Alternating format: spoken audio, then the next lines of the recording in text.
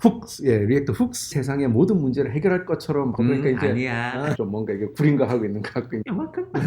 사실은 범인은 접니다. 어떤 거 하나에 본인이 너무 애착을 가지고 집착할 필요는 없는 것 같아요. 안녕하세요. 라이트버그의 해피 프렌드 미스터 제로입니다. 반가워요. 오랜만입니다. 이야, 라이트버그 드디어 시즌2로 돌아왔어요. 네, 시즌2로 돌아왔습니다. 시즌2에서 어떤 내용들을 저희가 다룰 건가요? 저희가 시즌1에서는 플러터 이야기도 좀 하고 리액트 네이티브 이야기도 좀 하고 이렇게 했는데 플러터를 이제 본격적으로 한 1년이 지난 것 같아요. 제가 플러터를 사용하고 느꼈던 것들 우선 한번 이야기를 해보고 싶고요. 시즌1에서 비기너 입장으로 네. 이야기를 했다라면은 이제는 진짜 네. 전문가가 되셨겠어요. 뭐 전문가까지는 모르겠고 두 번째로 제가 또 하고 싶은 이야기는 그러면 플러터 하면서 제가 원래 했던 리액트 네이티브 이야기를 이제 다시 한번 또 해보고 싶어요. 아직까지는 다른 것들이 나온 거는 아니니까. 예, 모바일 크로스 플랫폼이라는 거에서는 플러터하고 리액트 네이티브가 아직은 독보적이라고 그러니까요. 볼 수가 있죠. 그러면 리액트 계열을 하시는 분들은 아시겠지만 리액트에 엄청난 변화가 왔어요. 훅이라는 게 이제 도입이 됐거든요.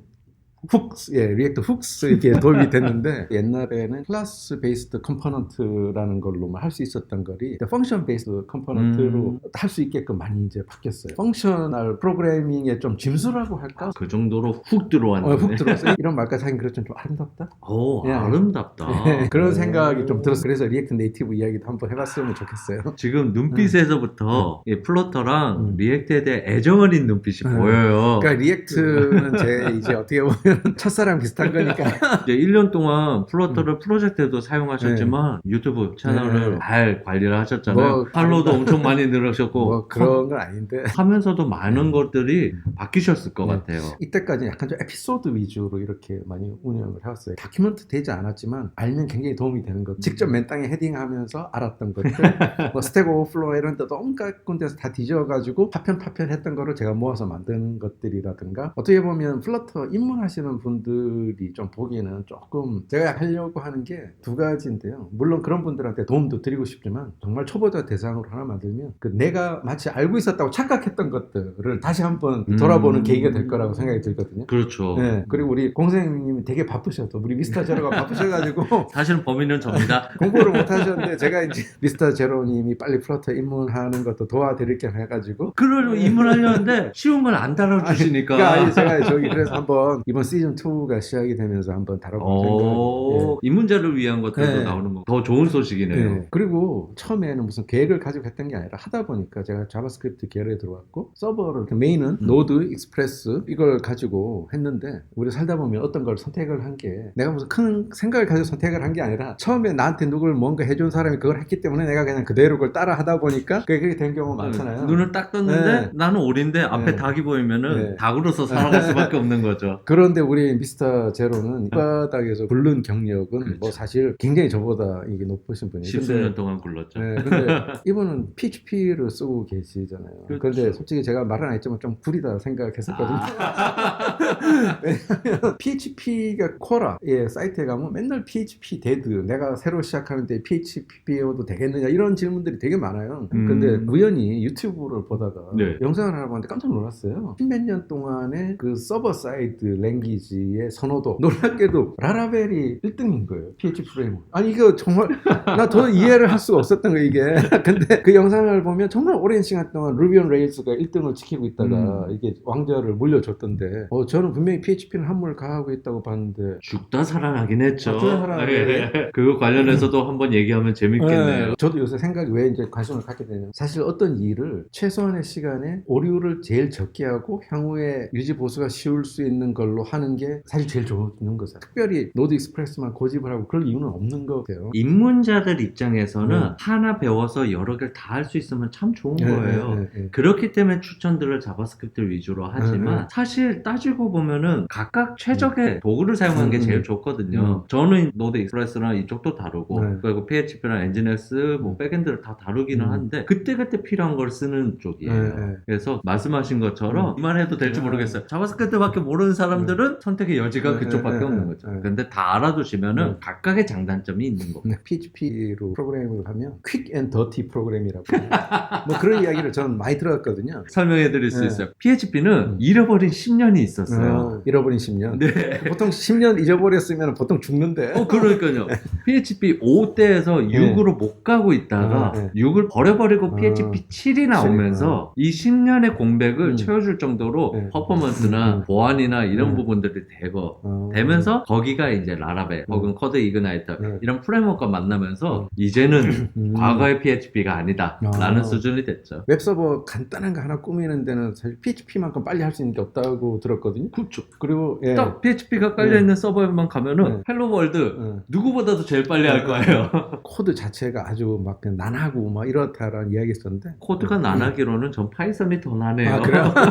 그렇겠네. 저는 웹 초창기에 서버 사이트에 렌더링 하는 거 안 해봤었거든요. 리액트나 앵귤라나 Vue나 뭐 요새는 또 핫하게 뜨고 있는 스벨테라든가 이런 것들이 공통으로 주창하고 있는 게 싱글 페이지 앱이잖아요. 스파 그렇죠. 싱글 페이지 앱이고 또 어느 날 갑자기 그런 의문이 딱 오더라고요. 아니 이게 그러면 서버 사이드 렌더링은 죽은 거야? 뭐 앞으로는 안 쓸까? 뭐 이런 의문이 좀 왔어요. 그냥 리액트 자체에서도 뭐 서버 사이드 렌더링 하는 거를 뭐 지원을 한다고 하는데 이 한참 해서 이게 됐다 싶으니까 너 이것도 해야 돼. 뭐 이제 좀 더 이제 그런 게 나오는 것 같아서 이 미스터 제로 생각하시기에 이게 세상에 한 가지로 모든 걸 할 수 있다는 정답은 없는 것 같아요. 그러면은 싱글 페이지 앱이 다 답이냐? 아니면 또 서버 사이드 렌더링이 이미 구린 거냐? 뭐 이런 거는 아닐 것 같거든요. 그 부분에 대해서도 저희가 나중에 어떤 회차에서 다루게 되면 할 말이 진짜 많을 것 같아요. 그런 거를 흔히들 올인원이라고 하잖아요. 하나로 모든 거를 할 수 있는 가전제품도 그렇고 올인원을 쓰려면 그만큼 타협을 해야 되는 거고요. 반면에 정식으로 하려면은 각각에 제일 맞는 거를 해야 될 거고 그래서 스파라는 것들도 나중에 말씀드리겠지만 아픈 역사들이 많이 있어요. 그렇죠. 그런 스파를 만들어야 되는 서비스에만 그렇게 해야 되는데 요즘 뉴비 개발자들은 전부 다 그렇게만 해야 되는 줄 알고 있는 게 너무 안타까워요. 그렇죠. 왜냐하면은 저도 사실 그런 생각을 많이 했어요. PHP를 처음에 한다라든가 이런 거 이제 좀 구린 것 같은 생각이 들었거든요. 유행이라든가 이런 거 사실은 좀 간과할 수는 없는 것 같아요. 저도 살아보면서 그런 느낌인데 소외되는 느낌이 사실 굉장히 싫잖아요. 다들 왠지 나만 저기 떨어져 있고 막 이런 소외되는 느낌이 다들 싫으니까 그런 거에 막 탑승해서 가려고 하는 그런 게 있어요. 그리고 방금 말씀하신 것 중에 하나로 다 한다 이런 이야기가 나오니까 또 갑자기 생각나는 게 하나 있어요. 어떤 분 이야기를 했는데 모바일 퍼스트란 말을 어디서 들었는지 플러터로 시작을 했어요. 이 양반이 그런데 이제 웹도 해야 되겠다. 그러면 이제 플러터 웹이라는 게 있는데 내가 이제 와서 자바스크립트 이런 거 안 배우고 그냥 플러터로 다 될 때까지 기다리는 게 낫지 않겠냐 이렇게 이야기를 갑자기 하시더라고요. 근데 뭐 저도 플러터로 다 할 수 있다라면은 싫어하는 사람이 어디 있어요. 제가 그때 했던 대답은 그래도 자바스크립트는 프론트엔드를 하려고 하면 그건 배워야지. CSS도 배우고 HTML도 다 정해야지. 네. 빠른 시간에 뭐 공부해서 빨리 이리저리 다 해야 될 때 자바스크립트 좋은 게 맞지만 개발자 스스로 내가 어떤 한계를 가지지 않고 잘하려면 다 배워야 돼요.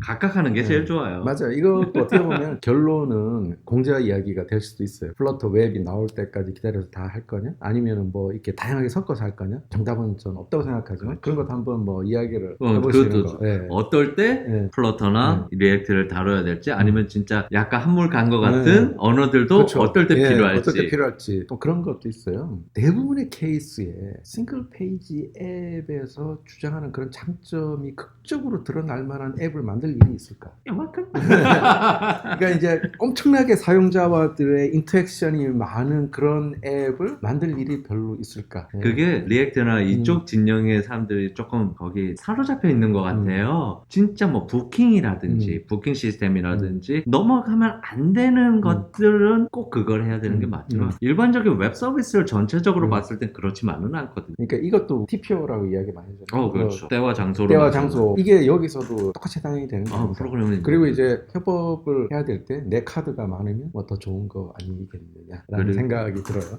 제가 한참 이제 강의 다니고 제자들 가르칠 때는 늘상 말하는 게 그거였어요. 언어를 공부하지 말고 프로그램 관점을 공부하라고. 그것만 머릿속에 제대로 들어있으면 언어는 솔직히 어딜 가도 다 똑같아요. 그런 내용들도 시즌2에선 다양하게 이야기해보면 좋겠네요. 뭐 저는 마음에 좀 안 들더라고요. 마치 이게 이 세상의 모든 문제를 해결할 것처럼 막 이야기하는 것들이 있어요. 뭐 그러니까 이제 아니야.